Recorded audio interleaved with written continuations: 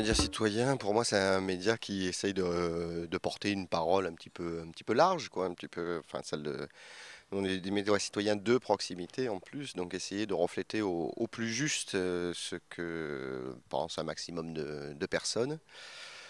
Si possible, en faisant en sorte que le public soit aussi producteur de l'information, donc s'implique, participe dans les contenus. Après, médias citoyens, je pense que inévitablement, il faut qu'il y ait un lien entre le fonctionnement du média et ses prétentions, c'est-à-dire que forcément, un média citoyen, il est impossible que ce soit quelques personnes, un noyau de personnes qui portent un regard sur un groupe de personnes, mais il faut bien que ce soit transversal et avec une certaine égalité, disons.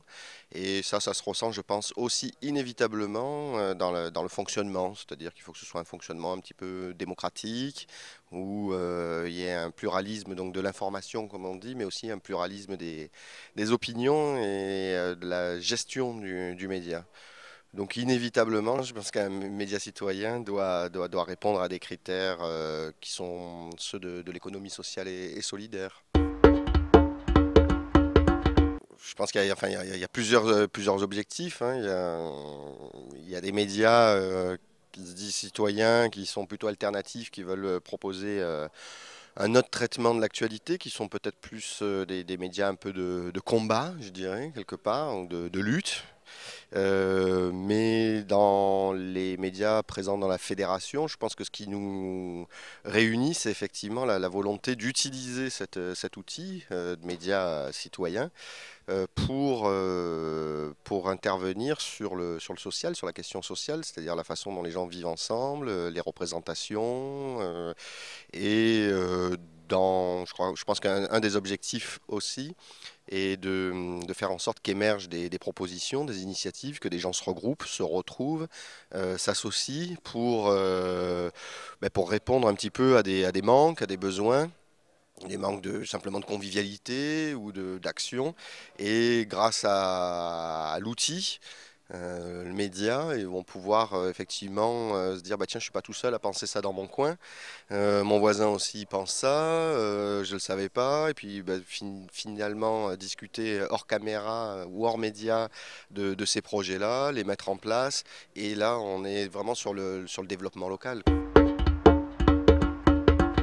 Bah, l'enjeu pour les médias citoyens ou des médias un petit peu alternatifs, différents, il date pas d'aujourd'hui, hein. Ça fait 30 ans qu'il y a des expérimentations qui sont menées à droite, à gauche. Il y a eu toujours des freins. Il y a eu d'abord dans un premier temps le matériel qui était extrêmement cher. Malgré l'apparition de la vidéo légère dans les années 70, des choses comme ça, il a pu commencer à émerger des projets, des initiatives, des médias comme ça un petit peu alternatifs, différents.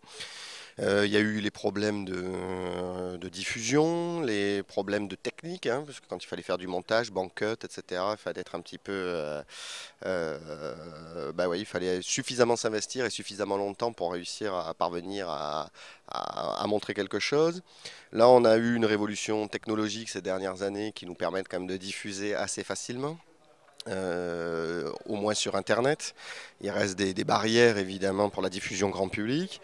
Le matériel s'est complètement démocratisé maintenant avec des toutes petites caméras. On arrive à faire des choses super, prendre du son, on a des prises son. Enfin, on arrive à avoir vraiment une production facile, enfin facile, relativement facile.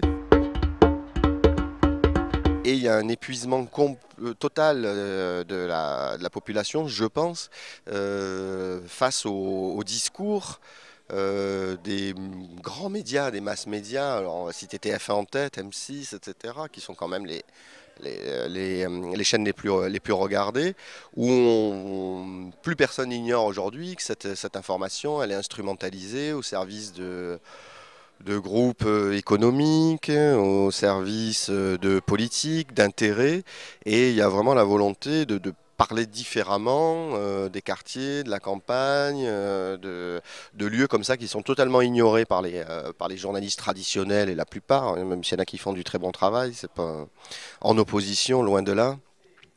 Et aujourd'hui, il y a la possibilité technologique, il y a la nécessité sociale ou sociétale, et il y a, on espère, une ouverture, une recherche de toute manière des médias, qui soient déjà établis ou qui soient émergents, sur l'utilisation des nouvelles technologies, et se dire là, il se passe quelque chose effectivement. Maintenant, aujourd'hui, on mélange tout, on mélange la radio, on mélange Internet, la presse écrite, la télé. Tout ça, c'est possible. Et aujourd'hui, tout le monde cherche, se dit, bon, mais qu'est-ce qu'on peut faire? Demain, tout ça, ça risque de fusionner. On va avoir des télévisions qui vont être connectées, qui vont intégrer qui vont intégrer tous les différents supports. Et ben, on cherche, et on en a très envie. Alors, bah, ça, ouais, ça fourmille, voilà, ça avance. Nous, on s'est toujours défendu enfin, nous ne sommes pas des journalistes. Alors, dans l'association, il y a des personnes qui ont plutôt des profils de travailleurs ou animateurs, travailleurs sociaux, animateurs. Il y a des personnes qui ont plus des profils de réalisateurs. Mais journalistes, non. Je pense que c'est un métier, voilà, à part entière. Maintenant, on produit de l'information. Les habitants avec lesquels on travaille produisent de l'information. Ils ne respectent pas forcément les codes et les méthodes, et ils ne fonctionnent pas du tout de la même manière que des journalistes, mais produisent de l'information. Et c'est pas grave.